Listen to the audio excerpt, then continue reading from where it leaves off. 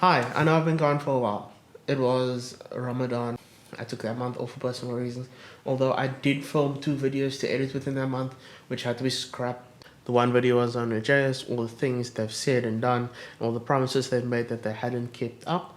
While I was editing that video, they did actually start doing the things that they said. So I'm not going to finish editing and just leave things as they are. Just deleted the footage, everything. No need for the video. Chilled. That did wreak a little bit of havoc with my upload schedule, right? And then the second video, the audio file got corrupted, and I know I should have made a backup. Yeah, no. Okay, so since that's out the way, let's actually jump into what this video is. It is a part 2 that was promised in the last video with my photography equipment.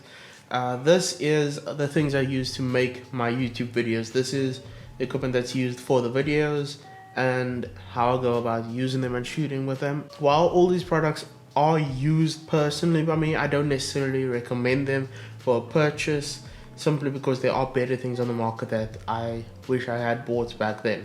Okay, I'm not saying buy what I bought. I'm just saying this is what I use, and if you want to use it, go ahead. It serves me fine, but I'm a different person to you.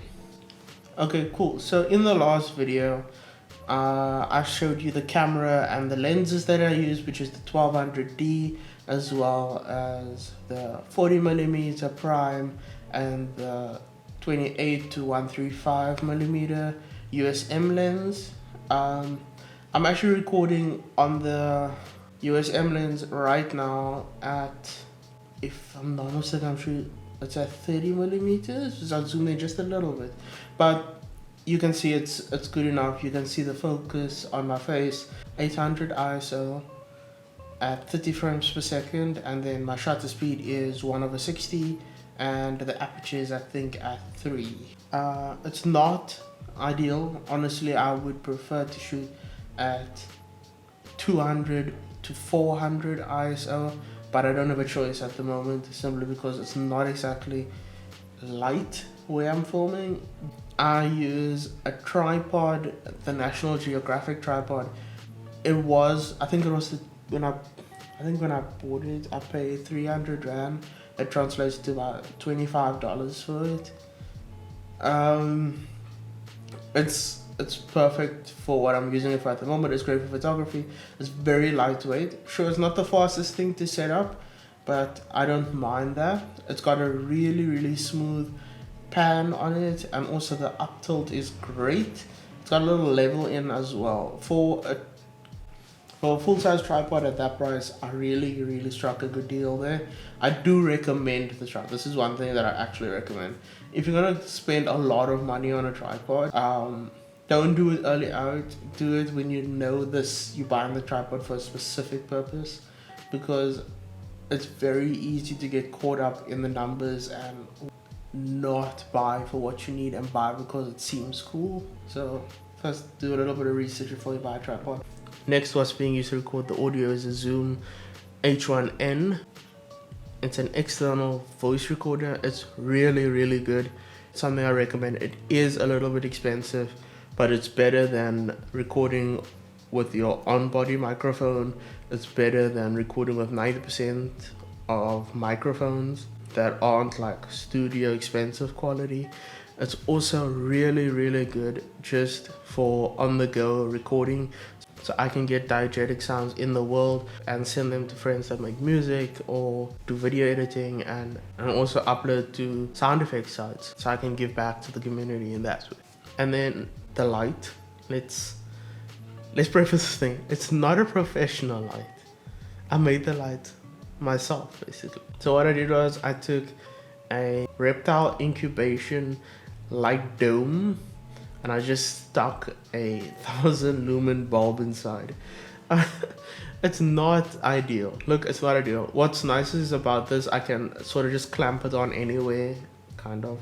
It's a bit heavy, so it doesn't clamp very nice, but I can clamp it on basically anything and then just shoot a beam of light. It's very hard though. So that's why you see in a couple of my videos there's very hard shadows, and I don't like that, but it is what it is, and you have to make best of what you have. And then in order to diffuse it, I took a page of Casey Neistat's book and I used a roller towel. So the roller towels are like a 2-ply roller towel. I pulled them apart. I stuck the one over there and stuck it over there. I didn't have a clamp. I used a peg for like one video, and then I realized that I'm too lazy to go find a peg. So I'm using something that we all have and just licking it and sticking it. It stays on long enough while I record, and then like I can just take it off. It's a bit gross, but I don't mind. Yeah, and that's all I need for the recording part of it. After the recording, then the editing part happens. That I edit using Premiere Pro. I use Kdenlive Live. I've used Cyber Director. I've used Sony Vegas. My favorite still is Cyber Director, simply because it's very user friendly and it's really easy to do everything without any extra things like After Effects and so. But I am using Premiere Pro to teach myself the program so that I can perhaps get a job in the industry one day. And then afterwards I'll make my thumbnail, and then that's how it goes. But that's all I really need for the recording process, and what I use to make my videos. It's really not that important that you need a massively professional setup to make YouTube videos.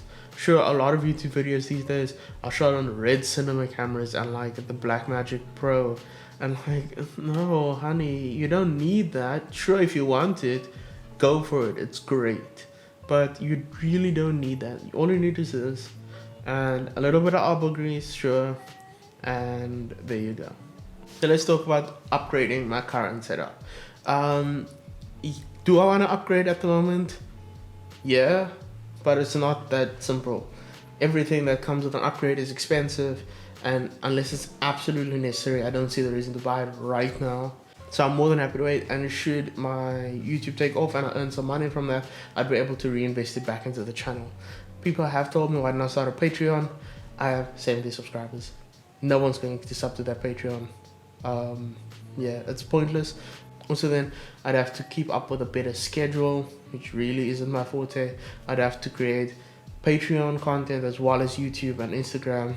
Also, not exactly something I want to do, but should I get enough support for the YouTube channel, enough subscribers, get monetized, and everyone wants a Patreon for certain Patreon things, I wouldn't mind going full-time and then making a Patreon and giving you guys what you're looking for. Upgrades people. I would like to upgrade the body of the camera. So I'm currently using a 1200D, which is entry level. It's great. Look, even like the lowest class DSLR camera is pretty damn good, especially like these times. They are pretty good. They are a lot better than a phone to record on, or a bridge camera, or like a compact camera. They are great, and it's also really good for taking photos. So I don't mind rocking this body for another year, year and a half, 2 years even, until I've saved up enough money to upgrade. But if I had to upgrade right now, what would I upgrade to? So I gave this actually quite a lot of thought. So there's 4 cameras that I was looking at. The Canon RP, it's a really great mirrorless camera. It is the most expensive camera on this entire list. For the most part, it will upgrade everything that I do. It's because I'll be able to put a microphone on it, and I'd be able to use the new RF lenses, which are amazing, and I'd record like that. The next one is the M50 Mark 1 or Mark 2. I don't really mind. The M50 is great. Sure, the battery life sucks, but don't mind that. I'll just carry another battery. I've never run into problems with having to carry extra equipment. It's not a real problem for me. The thing is with the M50, it's also really expensive, but it's worth the money, and I would get it if I could. Also, I'll be able to put a microphone onto it. It's got a flip out screen, so I can like see myself and not do what I do now, and or not do what I do now and I like record in 5-minute pieces, cut it, just restart the recording. I'd be able to see myself, make sure everything's looking good, and then work like that instead of the hoping and praying method that I'm currently using. The next is the Canon 90D. Yeah, I really like those lines of cameras, they are great. It's also an upgrade from what I currently have. Yes, it's a DSLR versus the other two, which are mirrorless cameras, but it's a case of sometimes you have to lower your expectations, and sometimes you have to get something a little bit less than the best, but that's more suited towards you. The 90D is also going to really help in my photography because it's got all the extra things, and it's better for color correction, and it's better for so many other things that the mirrorless cameras aren't. It's also got a really nice battery, and it can take a Canon battery pack, which the other two can't. So I'd have to buy either third-party battery pack or carry around extra batteries. Don't mind doing that, but the 90D can take a battery grip. It's great. The last one, or the last possible option, is the 250D. I really like this camera for some reason. It's really more of like a one step up to what I currently have. Sure, the one step up for what I currently have is like the 2000D, but the 250 is great. It shoots 4K. It takes like a recording microphone on body. It's got a similar sensor to what I currently have. It's got roughly the same battery power as I currently have. Sure, I don't mind having to carry around extra stuff. Literally don't care. We'll do it in a heartbeat. Got a flip out screen, and it's got all the gizmos and gadgets that I actually need. It's such a solid camera, and hopefully one day I'll be able to afford one of these and then be able to upgrade. In terms of upgrading with lenses, I have a 40mm, and I really like using that, although I do want to get a 50mm as well, just because it can open to 1.8 at its cheapest, so it's really wide and it lets a lot of light in, and it'll help if I want to take photos in little darker situations. I would also like a 85mm. So I saw an 85mm L series, I think, on Peter McKinnon's channel, and it looks amazing, like amazing, and I'd love that. But it's an L series lens, and in South Africa, L series lens costs as much as a cheap car, so I probably will never buy those. But it's great. It's nice to look at products and think like, I would like that. So yeah. Another thing that I want is a nice zoom lens. So this lens, the focus goes is 135mm. I would like something that's closer to 300, so that if I do go like out and I see animals, I don't have to interrupt them to take photos and get chased by geese like the last time, because that wasn't a fun experience. And yeah, so that is great. And then the things that I'm actually gonna buy next, as soon as I get like the money together and stuff, it's a proper light. So I know there's the aperture lights, which are great, but it's also a case of like, I really don't know enough. I need to do a little bit more research before I buy like an aperture light, so I really don't know how to run those things, and they're very big. In terms of storage space, I do have quite a big like chest that everything goes into, but I aperture lights trained.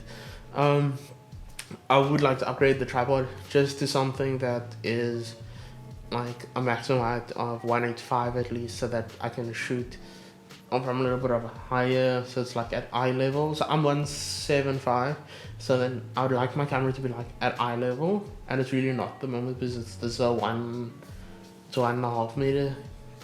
Okay, great.